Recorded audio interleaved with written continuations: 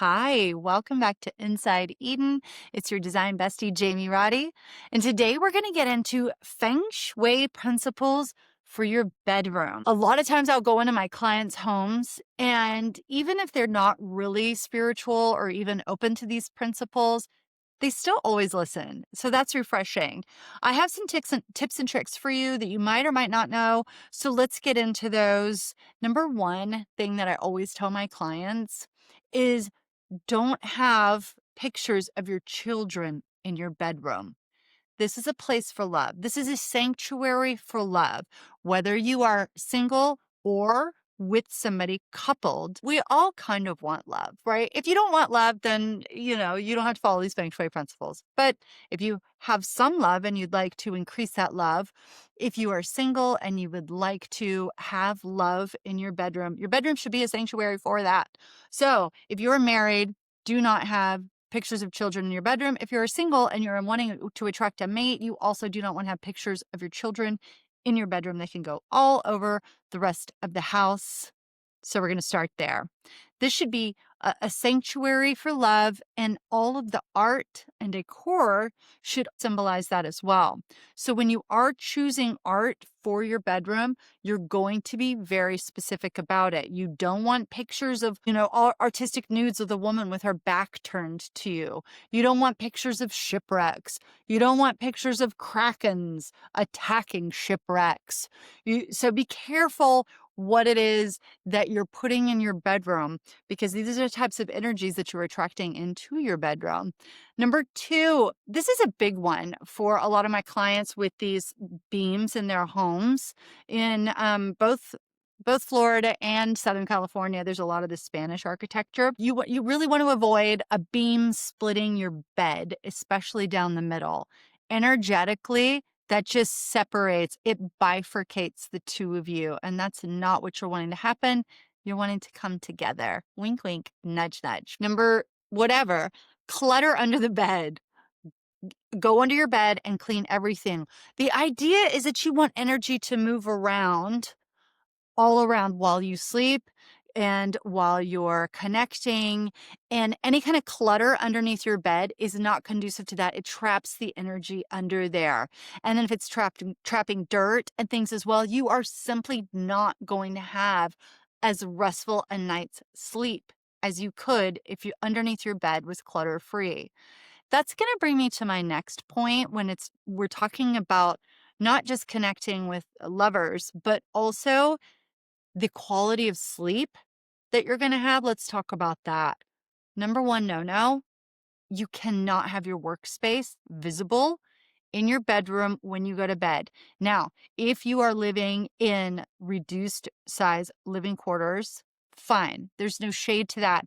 I need you to put your desk or your computer situation behind like a closed secretary piece of furniture, one of those old things where the walls like come down on the furniture, or I need you to put it behind a curtain. You cannot be relaxing in bed and looking at your deadlines, looking at your stress from your day to day.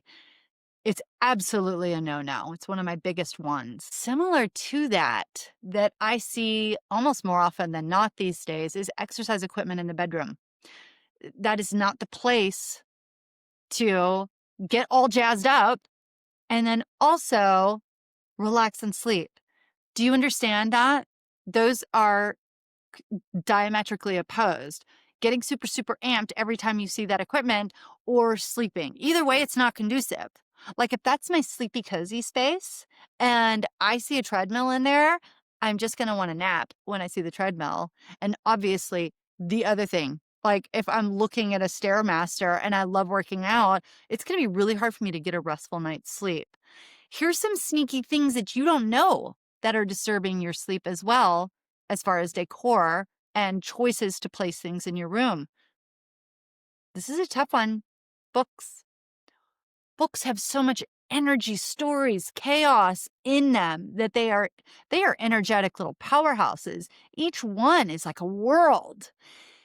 And if you can get those out of your bedroom, the energy will be so much more serene.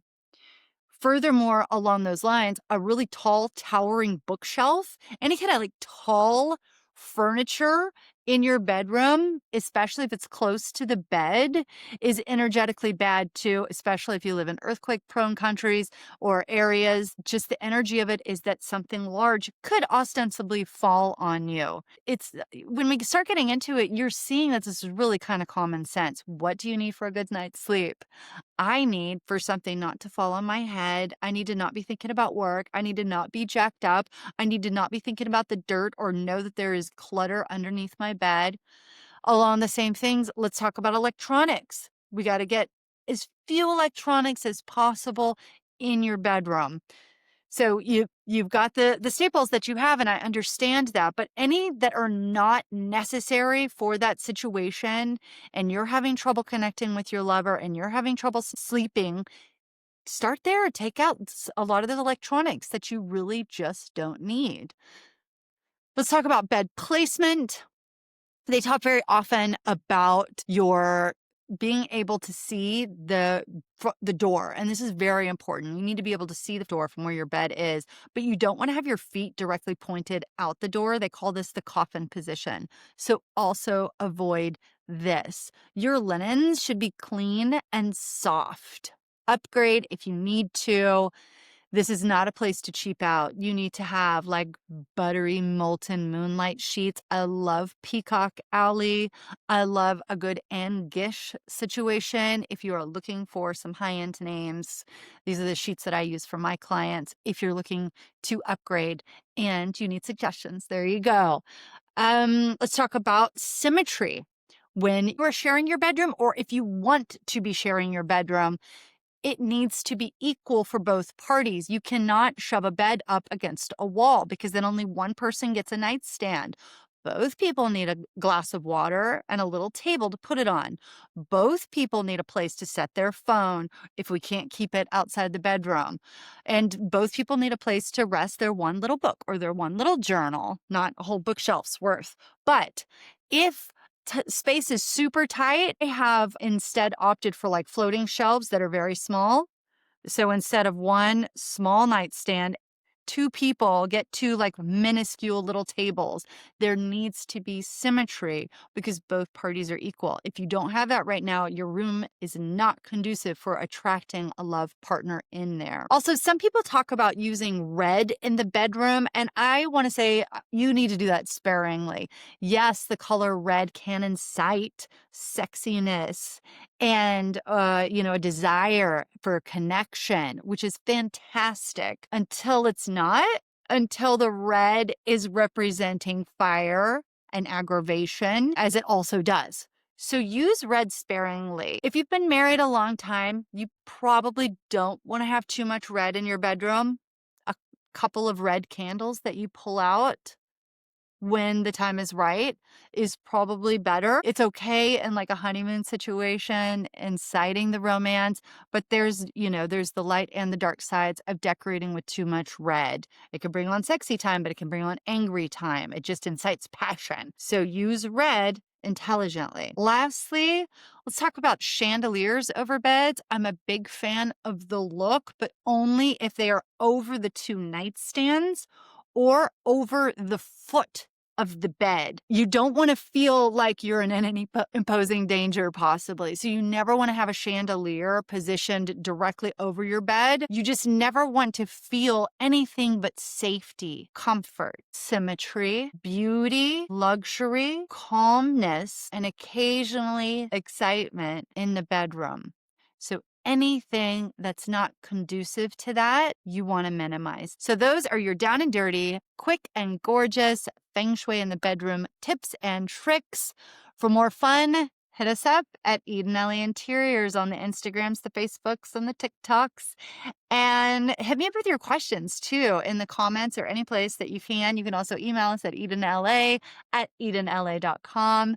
And I'll see you guys soon. It's your girl, Jamie Roddy, out. Ciao for now.